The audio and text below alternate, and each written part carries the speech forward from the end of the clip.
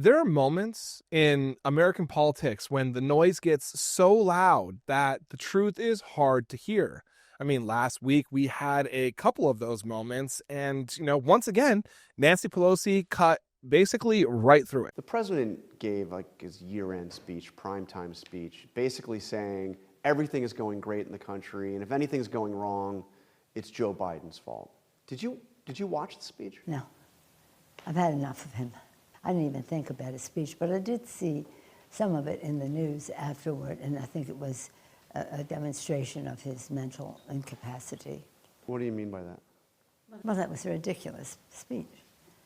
Of course, we're all offended because of what he said about Rob Reiner and Michelle just a few days before, after the tragedy. Something's wrong there, and something's wrong with the people around him that they don't stop him from his ridiculousness. Rob and Michelle, I know we were very close with them. As a matter of fact, I spoke to Rob Reiner just last year, and he talked about you and his affection for you and his respect for you. How did you react when you saw what Trump said about that? Well, of course, it's an emotional reaction, just the news of it all. My friend Cindy Horn, she called, she said, she was hysterical. Are you sitting down? Are you sitting down? I said, I'm sitting down. And I didn't know what to expect, And then she went and said what happened, and we're all devastated. We all loved him so much, and Michelle. They were really a team, a partnership. So when the president made that statement, it didn't sound sane. It was so, I think it went below the rate of humanity. It was just monstrous. That's what I thought. Trump stood on a stage in Pennsylvania and delivered what, he called an economic rally. I'm assuming we all have heard about this already. And, he claimed everything is going to be great. And, if it's not, then somehow it's still Joe Biden's fault. Let's also not forget that he actually came up for his end of the year, prime time speech, talking about how things are amazing.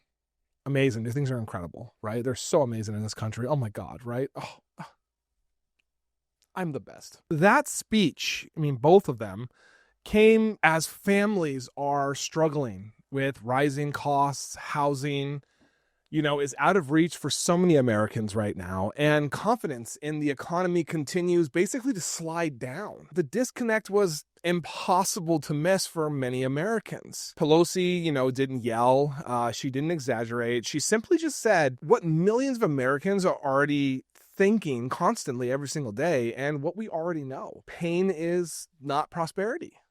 Suffering is not success. And pretending otherwise does not make it leadership. Following the murder of Rob and Michelle Reiner, Trump had a chance to, really show some basic human decency, even the smallest amount. Even his first sentence in that, that post that he did. If he would have stopped after that, that would have been there have been psychologists and psychiatrists that were we need to write about this. Something happened and we have to figure it out. But no. He didn't. But he decided to do things Trump way. His response shocked people who knew them personally. A devastated community that was already completely grieving. They're talking about in and out of Hollywood, all over the world. So Pelosi's reaction was blunt, as you guys saw it, and deeply human. She said that the president's words did not sound sane, that they, went below the level of humanity that basically she has never seen before, and that something is wrong when no one around him steps in to stop it. Sure, they might complain a little bit, but at the end of the day, it's always the same thing. Oh, that's Trump. That's Trump. It's just Trump being Trump. Don't worry about it. It's just Trump being Trump. Normalization is going to be the death of this country. Just straight up. All right. And that matters. Leadership is not just about policy. It's not. People think leadership is about setting policy, and it's not. All right. It's about judgment. It's about empathy. And it's also about knowing when to be quiet instead of being cruel. Pelosi has been, here before.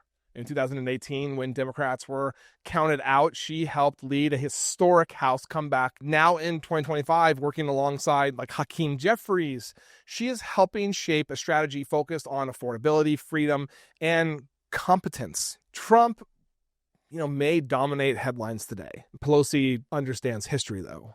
And many Democrats that have been around for a very long time remember and understand history and what happens. And in moments like this, Americans should pay very close attention to the difference. And that difference is why we are starting to see the build-up of a blue wave. Thank you for watching. I am Jared Zisser, and this is Ring of Fire. Please like, comment, and subscribe, and turn on notifications to make sure you are informed about everything important in progressive politics today. And if you are looking for fact-based independent reporting all day, every day, follow me here on Instagram or here on Facebook. See you in the next video.